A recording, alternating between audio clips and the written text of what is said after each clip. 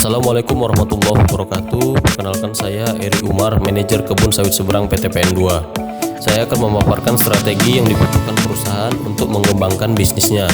Strategi yang dikembangkan meliputi bidang manusia atau human capital, strategi keuangan, pemasaran, serta produksi dan operasi teknik pengolahan.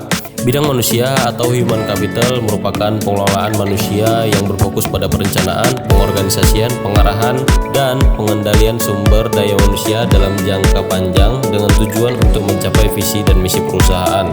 Dalam strategi human capital terdapat 4 alternatif strategi utama sebagai berikut. Yang pertama, growth. Perusahaan memutuskan untuk membangun dan mengembangkan portofolio dengan melakukan diversifikasi usaha. Yang kedua, stability. Perusahaan memutuskan untuk mempertahankan bisnis. Perusahaan melakukan pemberhentian sejenak untuk membenahi internal guna bersiap melakukan lompatan pertumbuhan. Yang ketiga, retrenchment. Perusahaan menciutkan skala bisnis bahkan menutup suatu bisnis.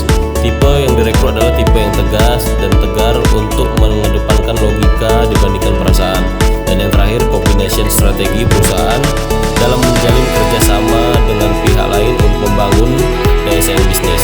Strategi selanjutnya adalah strategi keuangan.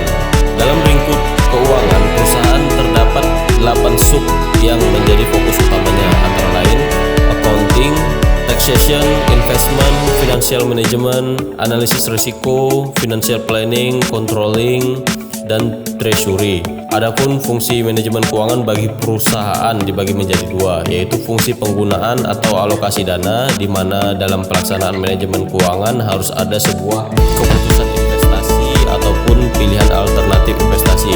Dan yang kedua, fungsi perolehan dana. Manajemen keuangan harus mengambil sebuah keputusan pendanaan atau financing decision. Strategi selanjutnya yang akan saya jelaskan yaitu merupakan strategi pemasaran.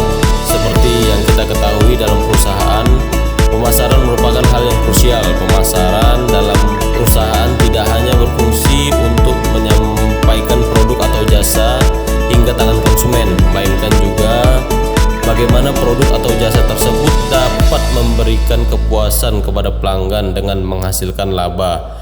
Adapun tahapan dalam pemasaran antara lain, yang pertama, menganalisis peluang pemasaran untuk mengidentifikasikan kebutuhan pelanggan. Yang kedua, menyusun perencanaan strategik. Adapun langkah yang bisa dilakukan antara lain merumuskan tujuan grup pemasaran, mengidentifikasi kendala yang menghambat pencapaian tujuan, mengembangkan strategi pemasaran, menetapkan program pemasaran. Kemudian yang ketiga, implementasi dari rencana strategi pemasaran, dan yang terakhir melakukan pengendalian atas implementasi yang sudah dilakukan dengan cara mengukur dan mengevaluasi hasil dan mengambil tindakan perbaikan. Yang terakhir yang akan saya jelaskan merupakan strategi produksi dan operasi teknik pengolahan. Terdapat 3 hal yang difokuskan dalam strategi ini yang digambarkan dengan piramida sebagai berikut. Adapun 10 keputusan kritis antara lain kualitas produk, rantai pasokan, tenaga kerja, pemeliharaan, tata letak, inventaris, proses penjadwalan, dan lokasi. Dalam pabrik terdapat hal yang bisa dilakukan untuk membuat produksi yang lebih bersih yang dapat dilakukan dalam 3 tahapan. Yang pertama, working procedure. Dalam hal ini dapat dilakukan optimalisasi pemeliharaan, rutinitas pembersihan, penanganan bahan kimia dan zat berbahaya. Yang kedua, technical modification.